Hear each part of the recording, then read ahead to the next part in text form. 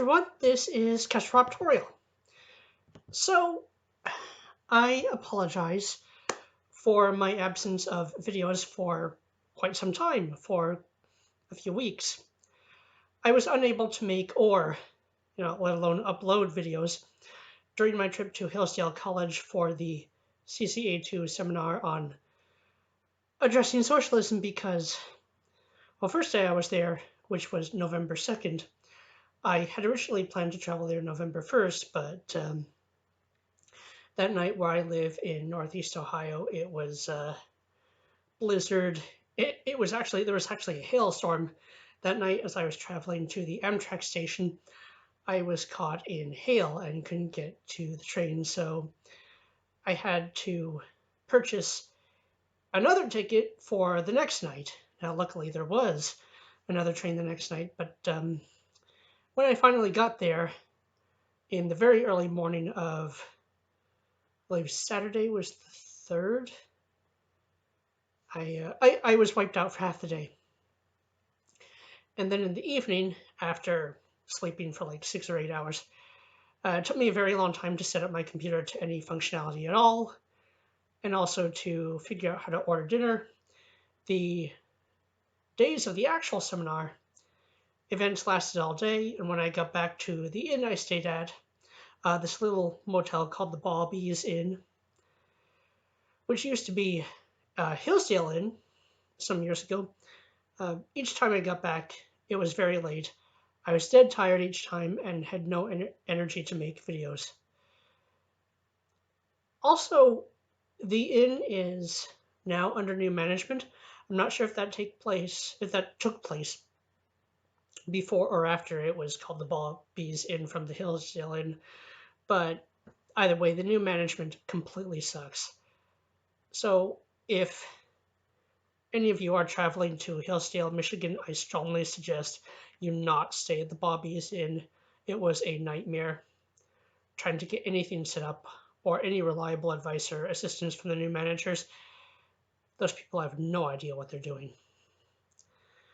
So let me tell you about my trip and experience overall. So as I said, I was originally going to leave 2 days early to leave the first whole day for traveling, the second whole day for kind of exploring around the town. It was a very small town, very remote place, so I probably didn't need a whole day anyway. But either way, I got there at, right before, if I had to take a nap for a while, which I usually do after a long trip, just the first night, and the first free night before the event started. And the first night, there was actually which I believe was Saturday night. Yeah. There was a marathon of the Curse of Oak Island. I don't know why I had trouble saying that name. The Curse of Oak Island on the History Channel, and I actually rather enjoyed that. I think it was season 6 that was showing. It was very fascinating. I actually have ancestors that were loyalists to the British in the American Revolution. Not all my ancestors, but some of them. Largely on my dad's side, because my last name is Smith. Some of them were the Smiths who hid in Smith's Cove until the Revolution was, until the American Revolutionary War was over.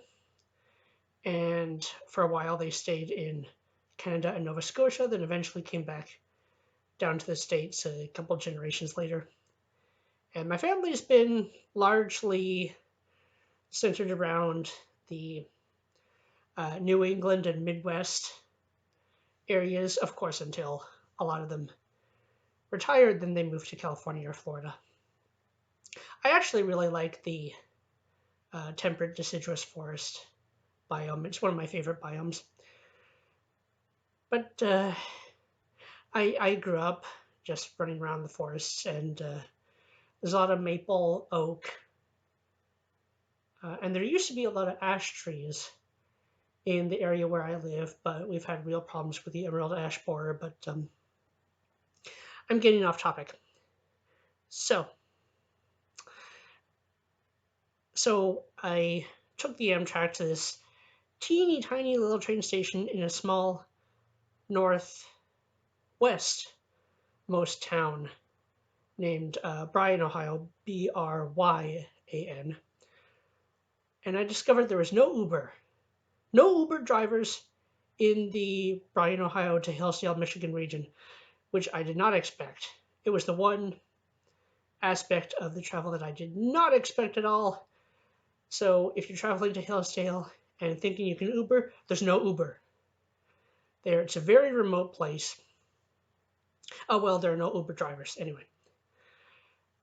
And so when I finally got there, having to call for a taxi from this teeny tiny little station, like it's literally one small, barely larger than closet size room station. And so I had to call for taxi. Taxi charged me a lot. It was really expensive to travel from Bryan, Ohio to Hillsdale, Michigan to the inn. Of course, I crashed for half the day. Then when I woke up, I ordered dinner, tried to get all my stuff set up, and watched the marathon of Curse of Oak Island, which was relaxing once I finally got it set up. But then the next morning, Sunday, November the 3rd. Okay, Saturday was the 2nd. Sunday was November the 3rd, 2019, was the first day of the seminar. I walked from the Bobbies Inn to Hillsdale College, which was about a 3-mile walk, which is a common distance for me to walk, so no big deal. And luckily it wasn't blizzarding. I attended a couple of the Sunday's events. I actually have my the schedule I got from the Hillsdale seminar. And so let's see, Sunday, November 3, I believe the only lengthy one I attended was, More's Utopia, an argument for socialism. So this was a seminar, a lecture. The whole thing was the seminar. So this was a lecture on Thomas More's book, Utopia, and its relevance to Western civilization and addressing the threat and misconceptions of socialism.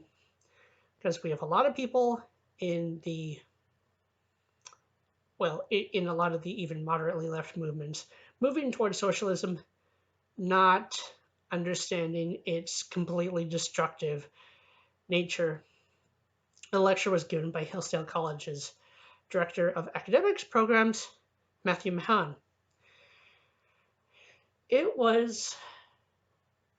So all these lectures were good lectures. The bulk of what the lecture was about, I think, was more about Thomas More than the actual book Utopia. Utopia is said to mean paradise. And at the end, when people were allowed to participate in the Q&A, I stood in line, and when it was finally my turn to ask the question, I went into this really long anecdote before finally getting to a question. It was the only time I dragged a question out really long, and the person holding the mic up to me was kind of egging me on to ask a question. If there is a recording of it, and there should be, I actually was told that all the participants in this seminar who had come as not students, or I guess they didn't specifically define that, maybe students too, would, when they returned home, would get in the mail this letter saying, do you want recordings, CD recordings of the lectures and of the Q&A sessions? I have not gotten mine yet. I'm not sure why, but I would really like to see this one because I'd like to learn more about Utopia. For a while, I've had this question in mind of its similarity with Plato's Timaeus and Critias. So Plato's Republic, which I've not read yet, I plan to order and read it as soon as I get a little bit more money. Still very low on resources. because everyone keeps asking me for money, and I keep getting these weird withdrawals from my accounts, but totally whole nother story. I'll deal with it. It just takes a while to deal with it. Uh, Plato's Republic, which is said to be I believe it's a commentary on how republic governments, which the United States of America is a republic, not a democracy. There's a couple different kinds of democracy. There's a direct democracy, whereas in everyone, every adult, I'm assuming, votes on issues directly, and there's no representatives. Maybe there's a figurehead or a president, but there's no representatives. Then there's representative democracy, which is for a long time in school what I told the United States has, which is representatives of states or districts or provinces or cities. In our country, of course, we have a certain hierarchy of this. Funny how the people who bash hierarchies never point the finger at that we've just got way too many layers of government, which we do. But and representatives are elected to hypothetically govern based on the will of the people. Of course, that's not exactly what they do. Usually they govern based on their own ideas, their own motives, which anyone could predict happening. We have a republic, which is a little bit different, which is, I believe, sort of a combination of that. I will have to actually read the book. But a book I have read, I have it right here. Oh yeah. So this is Plato's Timaeus and Critias. It tells the story of Atlantis. Atlantis was I'm sure you're all familiar with the story, a paradise-type civilization that descended into decadence and was sunk beneath the sea, either in a tsunami or as a divine punishment, sort of. I'm not quite sure if the versions tell different stories of that. Of course, this was ancient Greece, so their idea of divine punishment was different. The Greek gods, of course, which inspired the Roman gods, were very human and flawed characters, not like the Judeo-Christian God, which is a supposedly perfect being, or the Trinity. And, I've always found both polytheistic and monotheistic religions kind of interesting in how they tell the story of God and gods differently. And for a very long time, I was more interested in the more human, flawed, polytheistic gods. But I've recently been listening to some videos and listening to some lectures about why there was developed an idea of this perfect monotheistic God, and then some messengers and saints, some angels, and minor spiritual creatures, but one monotheistic. Well, that mono is one, theist is God already, so I'm saying monotheistic God. But you get the idea. And my favorite of these would be the Judeo-Christian God. I am very vehemently anti-Islam, but if you'd pay attention to my videos before, you already know that. I don't make a lot of videos about it, but it's an extremely abusive religion. Anyway, so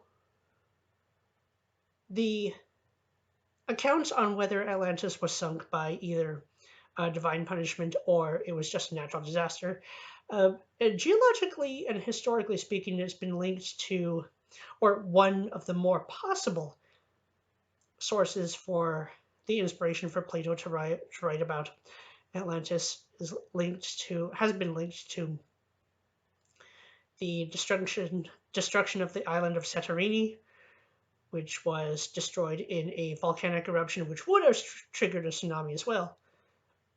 But given the time span and that, several of the islands in the Mediterranean Sea are vulnerable to tsunamis, and this isn't a lake, this is a huge sea, it's only smaller than an ocean. There will be some tectonic activity, there will be earthquakes and volcanic eruptions and tsunamis, so very likely origin.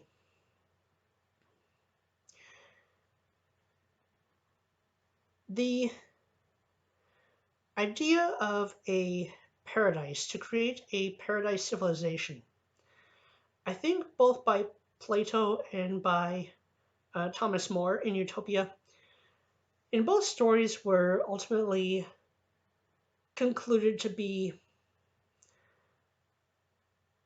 unattainable, because what happens is idealistic societies will always, several generations into the future, descend into decadence, descend into infighting, and even if you build one that's very close to a paradise, it just won't last very long just based on human nature. And I think that's what we see in history time and time and time and time and again. So I didn't quite put the question that way, but it had a similar ending. And so my question ultimately was that they were trying to get me to get to the end of.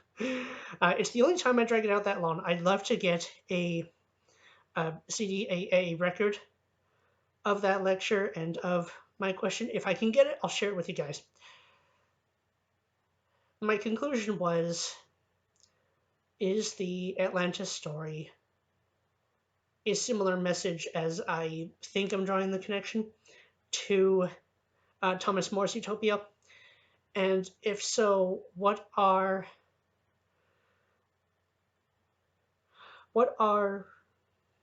socialist and communist and progressivist ideologues, but what is their plan for the future? Because if you actually look at their arguments, as we see in the Democratic Party right now, of more than one Western country, they don't actually have a plan. They just have very destructive, let's tolerate everyone even if it's very destructive in the end, ideas. And what the speaker responded to me was, what they ultimately may want. You did respond to my question of, is the Atlantis story and Utopia a similar message? Kind of said yes, but used a term before that I hadn't heard before. It was something that described a long, detailed anecdote. If you know the term, I had never heard it before. This is why I'd like to actually get the CD record of the lecture. Maybe I'll just email Hillsdale to see if they still have it. I was expecting to get that letter of asking me if I wanted it. I do want it, but what the ideologues might actually want is just to be put on a pedestal, which they kind of already do to each other. No, it's exactly what they do to each other, no matter what the costs. And we'll be talking about that more than once. I think that was the only long event I attended on Sunday. At 8 p.m. there was another one called Socialism in American History. I think I did not attend that one. I think I was too tired that night. I'll see if I can get a recording of that too. So, then the next day, the second day of the seminar, Monday, November 4th, there was a short orientation that talked about some of the programs they're setting up, a little bit about the Brighton Charter Schools, which is a fascinating program. But there was another event that went into much more detail about that. I did not attend the campus tours or the tour of the chapel. I'll probably be returning to Hillsdale College. I went not as a student, but as an independent patron. I had given them money before. I had supported some other projects before. Actually, really this year is when I first became very familiar with Hillsdale and their projects. So they had sent me a letter early on in the fall saying, would you like to come to this seminar? And I responded, yes, of course.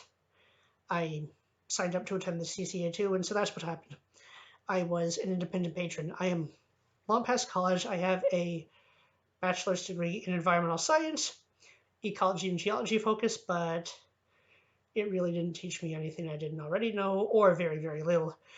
There was one very interesting course I took in the year before my last semester. In 2011, I only had one course left to finish, so I just took one course that spring. But before that, I had attended a class called Special Topics in Biology, and the subtopic was Biogeography, which is a history of how plants and animals have moved around the planet in geological history. We talked about species distribution, island ecosystems. I'm trying to remember the term that just slipped my mind. Patterns of genetic diversity, radiation, and bottlenecks. That was a fascinating course. I'd never had a course quite like that, but almost everything else was just a repeat of topics I had read before in books. I have been reading natural science books since I was literally 5 years old, so I'd come across most of it before. The biogeography class, which was very interesting, was the only really new way of talking about it that I had gotten from my, what was it, 5.5 years getting that degree. That really is just a degree on paper. That's all it is. There was no way, there was no point in wasting all that time and money on it. And that's what most of college is these days. So,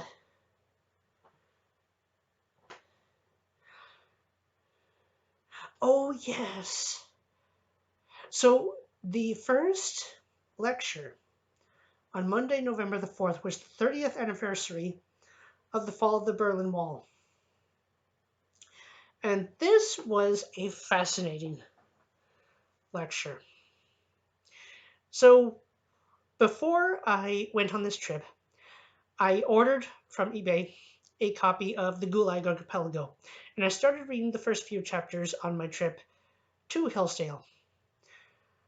Well, actually, I think a little bit on the trip. I travel mostly at night, but a little bit the night I got there before I watched the marathon of Kestrel Island. And I would often, for breakfast, go to the student center and order just a breakfast ham, cheese, and egg sandwich. Those are really good, by the way. And read some chapters of the Gulag Archipelago before attending events. It is a really, from the very beginning, it is a scary book, but a very important one, and I would list it as required reading for anyone trying to think of reading level. Certainly at least high school, maybe even middle school. But I come from a family of kids who were always reading just out of their own interest. So for kids who don't read for pleasure or read for just out of interest, might want to wait a little longer, but totally your call. But I do think everyone should read the Gulag Archipelago in their youth, at some point in their youth. read it before long because it really does show you how fast things can go to absolute hell. In the So in the Soviet Union, which was built after the just absolute catastrophic collapse of Imperial Russia, I'm sure a lot of you are somewhat familiar with the story of the last Tsar, Nicholas II, was completely incompetent, never even really tried to learn his role as Tsar or what his country was becoming. There's actually a great documentary on Netflix called The Last Tsar as well. It's kind of half just a show, kind of half a documentary, because they will comment on what's going on while the episodes are playing. And it's fascinating to see the story of this family. I once attended this little creative writing group where, uh, as with many groups, one of the first things we did when we gathered in a circle was talk about what we were interested in reading and writing. And one guy was a pretty old guy, but he said he had become, at some point in his life, very interested in the Romanovs. Now, this usually means the last Romanovs, the last family. I have read and watched things about them before. Um, not the Anastasia movies. I mean, everyone's seen those. They're mostly false, and I do have a problem with them, but I'll talk about that some other time. But actual documentaries, and what you find out is they really weren't that interesting a family. They were a family who failed to take an active role in what their country was becoming. And because of that, well, especially the parents. I mean, the kids were kind of, I should stop saying kind of. The children were caught in a family situation where they were completely powerless. There really wasn't anything they could do to motivate their parents to learn more. These were very weak parents, Nicholas II and Alexandra. They pretty much failed at everything except being parents. But the problem is they were heads of an empire. And you really can't just be good parents when you're the emperor and empress or czar and czarina of an empire. But they did fail, and because of that, Russia went to hell. First, there was the many revolutionary uprisings. Eventually, descended into communism with Lenin as leader, then Stalin. And Stalin descended the country from socialism to communism. That's where the Gulag Archipelago begins. Or the scenario that very quickly led into it. The Berlin Wall was built to separate. Russia was trying to expand its borders.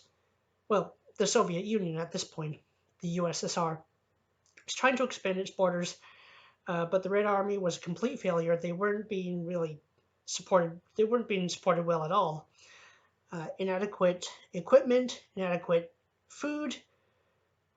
There are stories that the soldiers didn't have gloves or boots. I'm guessing some of the officers did, but this is Russia, or what used to be Russia. And now is again, but at this point in time, it was the USSR. That's a cold place. You can't not have adequate equipment. The Red Army was a total disaster, and in the 30s and 40s, of course, that's when World War II was going on. The Red Army was trying to expand, doing a terrible job. Uh, then, of course, you got Germany and the Soviet Union fighting Hitler versus Stalin.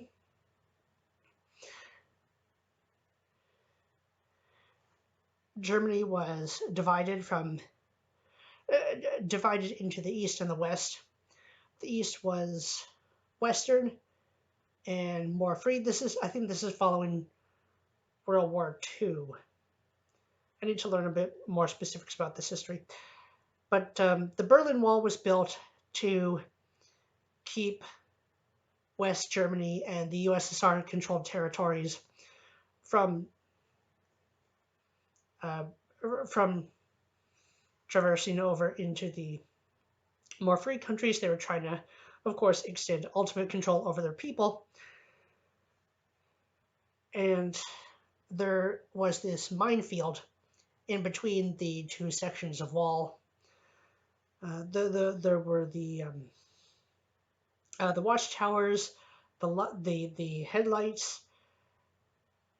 You'd be shot for trying to cross. This is all to do with socialism and communism and just the absolute control of the people, destroying them, murdering them, imprisoning them if they tried to speak any dissent whatsoever. And what the Gulag Archipelago talks about is people were arrested in Soviet Russia for just things made up about them, and they didn't raise a fuss for a very long time. This is what the left in from all the Western countries today are trying to do. They are trying to crush dissenters.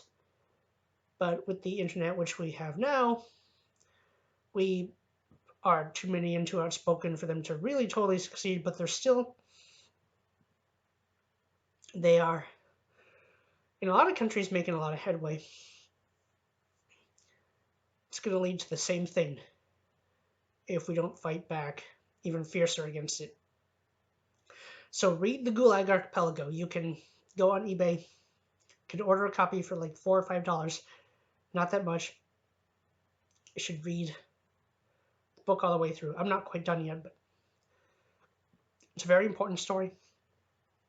Eventually, the Berlin Wall fell. Well, the Berlin Wall was torn down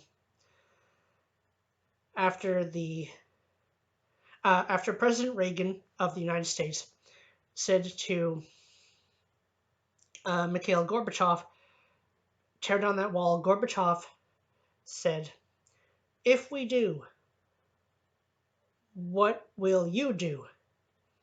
Reagan said, we will give you room to reform. The Berlin Wall was torn down in, I believe, 1989. I would have been 4 years old at the time. I was born in the beginning of the end of summer, beginning of fall of 1985. So in early November 1989, I'd have been 4 years old. I'd have just turned 4. So, of course, I wasn't paying attention at 4 years old. But there are a lot of not that old people who remember very much what it was like, and we heard some accounts from them. There were people, of course, trying to stand on the wall and dance as it was being torn down. There's some good stories. I'm sure you could find a lot of very fascinating stories if you just do a little bit of looking. That was a good lecture. I'd like to get a copy of that as well. Let's see. Oh, yes. Later that afternoon, the European model, Sweden. Okay, so with the mass immigration flooding Europe, the country that is said to be in the worst shape, I do wonder if it's Great Britain sometimes, but Sweden. I had never heard much about Sweden until now. It has a very fascinating past. Among the Nordic countries, I don't know if this is the story for all the Nordic countries, but the population of Sweden, which is one of the northernmost countries of Europe, I mean, it's so far up there, it's um, the same latitude as northern Canada. It's basically a vertical country. The population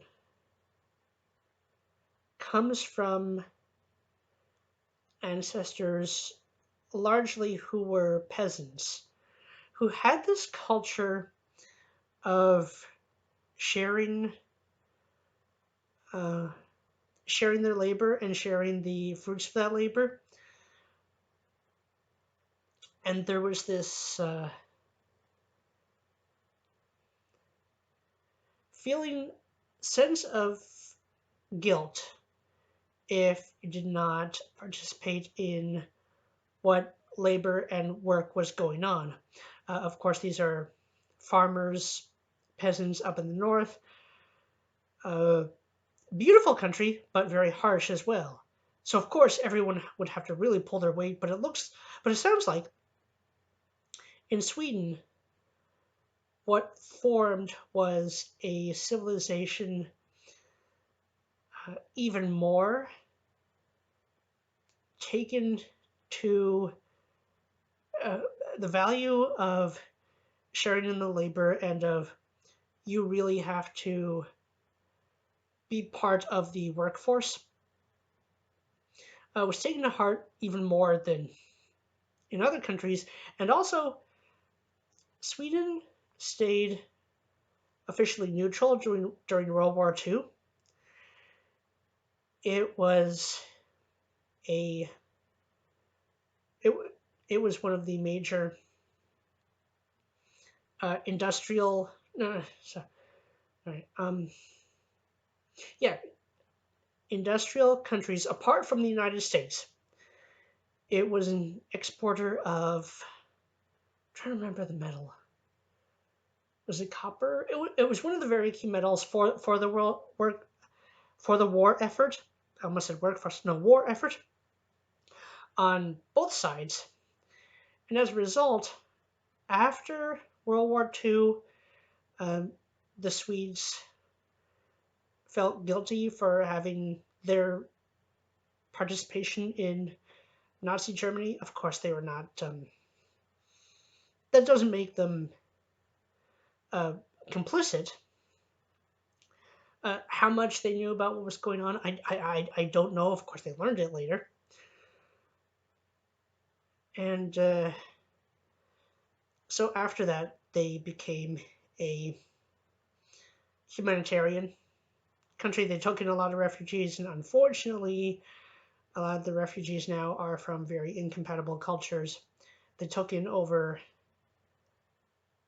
100,000 in the beginning. I thought they said about 100,000 or 100. Sweden has a very small population. It has a population of about the same as a single state of the United States, but over more area.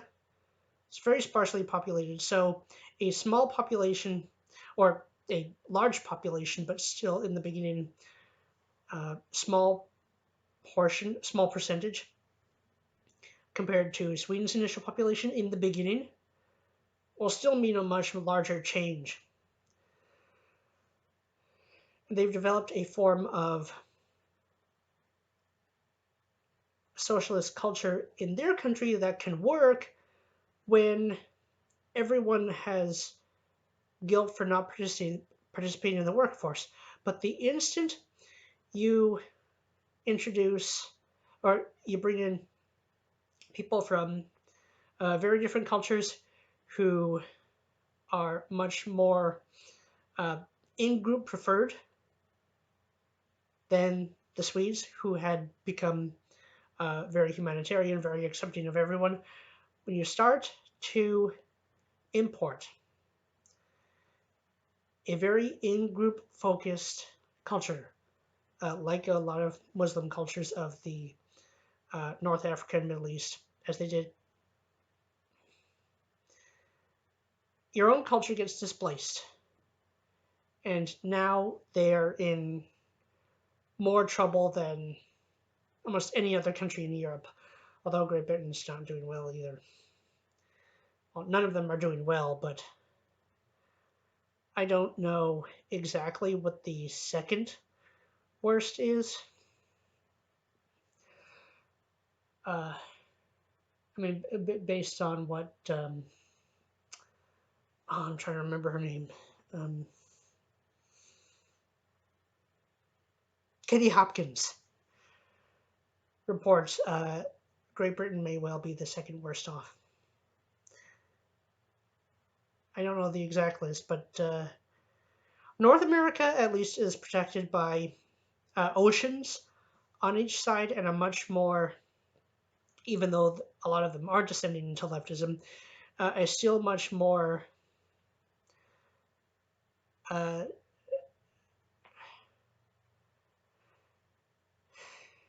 I would say a population much more resistant to giving up all their freedoms. And so it's and also we're importing a lot of people from, unfortunately, Mexico and Latin America, which there are a lot of problems with. Not quite the same amount of cultural incompatibility, though still not great. I mean, this is why Americans wanted a wall built. Had nothing to do with not liking people from down south, but you have to protect your own culture. Well,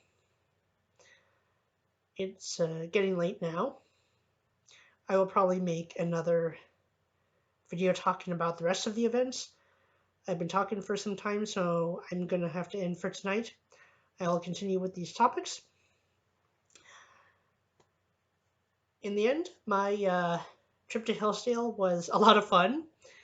I did not expect there to be no Uber, so I did have to rely on some expensive taxis. Not for walking from the inn to Hillsdale College. That I could just walk. But from the station in Bryan, Ohio to the Hillsdale town and then back a couple days later, that ended up being really expensive. So a lot of my resources are blown again, not completely, but I'm going to have to see how I can hold out for a little bit before I can earn more money. Otherwise, it was a lot of fun. Hillsdale is awesome. It is one of only 2 colleges I know of that maintains a structure and value based on teaching and passing on original American values and